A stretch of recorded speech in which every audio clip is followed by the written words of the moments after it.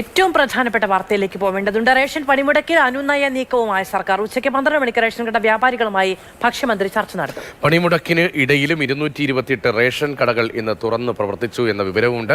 സെക്രട്ടേറിയറ്റിലേക്ക് ration കട വ്യാപാരികളുടെ March അല്പസമയത്തിനകം തുടങ്ങും.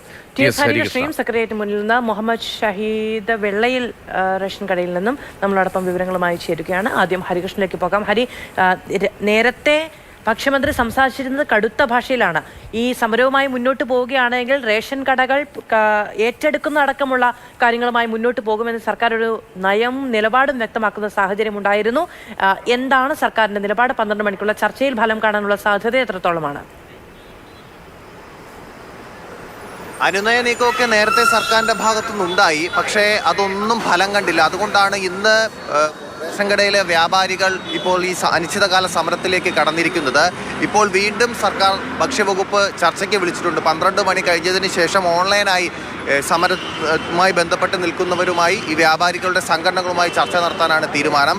ഞാൻ ഈ സെക്രട്ടേറിയറ്റിന് മുൻവശത്ത് ഇവിടെ ഇപ്പോൾ റേഷൻ കട വ്യാപാരികളുടെ ഒരു പ്രതിഷേധ മാർച്ച് വരുന്നുണ്ട്. ഈ ദൃശ്യങ്ങളിൽ കാണുന്നവരൊക്കെ ഈ പണിമുടക്കിൻ്റെ ഭാഗമായി സമരത്തിൻ്റെ ഭാഗമായി വന്നവരാണ്. പ്രതിഷേധ മാർച്ചിൽ പങ്കെടുക്കാൻ വേണ്ടി സെക്രട്ടേറിയറ്റിന് മുൻവശത്ത് വന്നിരിക്കുന്ന റേഷൻ കട വ്യാപാരികളാണ് ഇവർ. കടയടച്ചിട്ട് പ്രതിഷേധിക്കുന്നവരാണ്. അവരടുത്തു കൂടി നമുക്ക് സംസാരിക്കാം. എന്തായാലും അനുനയ നീക്കമൊക്കെ നേരത്തെ നടന്നതാണ് സർക്കാരിൻ്റെ ഭാഗത്ത് നിന്ന്. സർക്കാർ ഇപ്പോൾ വീണ്ടും ചർച്ചയ്ക്ക് വിളിച്ചിട്ടുണ്ട്. അതിലൊരു സമവായമാകുമെന്ന് പ്രതീക്ഷിക്കാമോ? നിങ്ങൾ കട തുറക്കുമോ? പ്രതീക്ഷിക്കാം. ഇതിനെന്തെങ്കിലും ഒരു തീരുമാനം വന്നിട്ട് നമ്മൾ കട തുറക്കുള്ളൂ, അല്ലാതെ നമ്മൾ കട തുറക്കില്ല. നിങ്ങൾ കട തുറന്നില്ലെങ്കിൽ ശക്തമായ നടപടി ഉണ്ടാകുമെന്നാണല്ലോ സർക്കാർ പറയുന്നത്. അത് എല്ലാ പ്രാവശ്യവും ഇതേമാതിരി പറയുന്നത് തന്നെ. അതിൽ ഒരു ഇതൊന്നുമില്ല. ഞങ്ങൾക്ക് ഉറച്ച തീരുമാനത്തിൽ തന്നെയാണ്. ഈ ഉറച്ച തീരുമാനം പറയുമ്പോൾ നിങ്ങളുടെ ആവശ്യം എന്താണ് അംഗീകരിക്കണമെന്ന് നിങ്ങൾ ഇപ്പോഴും പറയണം. ഈ വേതന പരിഷ്കരണം മാത്രമാണോ? വേതന പരിഷ്കരണമുണ്ട്. ഞങ്ങൾക്ക് മാസം തോറും പൈസ തരിക, ബാക്കിയുള്ള അതെ അതെല്ലാം കൂടി നടത്തി തരിക, അതേ ഉള്ളൂ. ചർച്ചയിൽ നിങ്ങളെ ഭാരവാഹികളായിരിക്കും പോകുന്നത്. അപ്പോൾ നിങ്ങളുടെ വിഷമങ്ങളും കൂടി നിങ്ങൾ പറയുന്നുണ്ട്. അപ്പോൾ നിങ്ങളുടെ ഈ ബുദ്ധിമുട്ടുകളൊക്കെ നിങ്ങൾ എങ്ങനെയാണ് ഇപ്പോഴും ചൂണ്ടിക്കാട്ടുന്നത്? ബുദ്ധിമുട്ടുകളെന്ന് പറയുമ്പോൾ നമുക്ക് ജീവിക്കാൻ ആവശ്യമായ മാന്യമായ വേതനം, അതാണ് നമ്മൾ ആവശ്യപ്പെടുന്നത്. കൂടുതലൊന്നും വേണ്ട. ഒരു കുടുംബം, ഒരു റേഷൻ വ്യാപാരിയുടെ കുടുംബം മാന്യമായിട്ട് ജീവിക്കണമെങ്കിൽ അവന് മാന്യമായിട്ട്, ഇത് ഇപ്പോഴത്തെ തുച്ഛമായ തുക കൊണ്ട് നമുക്ക് ഒരിടം എത്തൂല, ഒന്നിനും തികയുന്നില്ല. കടത്തിന്മേൽ കടവുമാണ്. അപ്പോൾ ഇനിയും സമരമായിട്ട് മുന്നോട്ട് പോയാലേ നിങ്ങളെ ലൈസൻസ് ഉൾപ്പെടെ കട്ട് ചെയ്യുമെന്നല്ലേ പറയുന്നത്? അതിപ്പോൾ നമുക്കൊരു പ്രശ്നമല്ല. എന്തായാലും നമ്മുടെ ഉപാധിയാണിത്.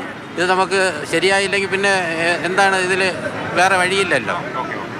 പ്രതിഷേധ സമരം ഇപ്പോൾ ഈ സെക്രട്ടേറിയറ്റിന് മുൻവശത്ത് എത്തിയിട്ടുണ്ട്. അതാണ് നമ്മളിപ്പോൾ ദൃശ്യങ്ങളിൽ കാണുന്നത്. പ്രതിഷേധ മുദ്രാവാക്യവുമായി റേഷൻ കട വ്യാപാരികൾ ഇവർ സെക്രട്ടേറിയറ്റിന് മുമ്പിലേക്ക് സമരവുമായി എത്തിയിരിക്കുകയാണ്. ഇവിടെ MLA G. സ്റ്റീഫനാണ് ഈ പ്രതിഷേധ സമരം ഉദ്ഘാടനം ചെയ്ത് സംസാരിക്കുന്നത്. എന്തായാലും ഇപ്പോൾ ഒരു വിഭാഗം, അതായത് നമുക്ക് ആ കണക്കുകൾ അറിയുന്നത് 228 റേഷൻ കടകൾ നിലവിൽ ഇപ്പോൾ തുറന്നിട്ടുണ്ട്. അതിൽ നമ്മൾ അന്വേഷിച്ചപ്പോൾ മനസ്സിലായത് സപ്ലൈകോയുടെ റേഷൻ കടകളും പിന്നെ ഈ സർക്കാരിൻ്റെ ഭക്ഷ്യവകുപ്പിൻ്റെ ആ മുന്നറിയിപ്പ് ഭയന്ന് ചിലർ കടകൾ തുറന്നിട്ടുണ്ടെന്ന് പറയുന്നു. അപ്പോൾ അങ്ങനെയൊക്കെ തുച്ഛമായ രീതിയിൽ വ്യാപാരികൾ മാത്രമാണ് ഇപ്പോൾ കടകൾ തുറന്നിട്ടുണ്ട്. മറ്റുള്ളവരെല്ലാം ഈ സമരത്തിൻ്റെ ഭാഗമായി സെക്രട്ടേറിയറ്റിന് മുൻവശത്തൊക്കെ ഇപ്പോൾ എത്തിക്കൊണ്ടിരിക്കുകയാണ്.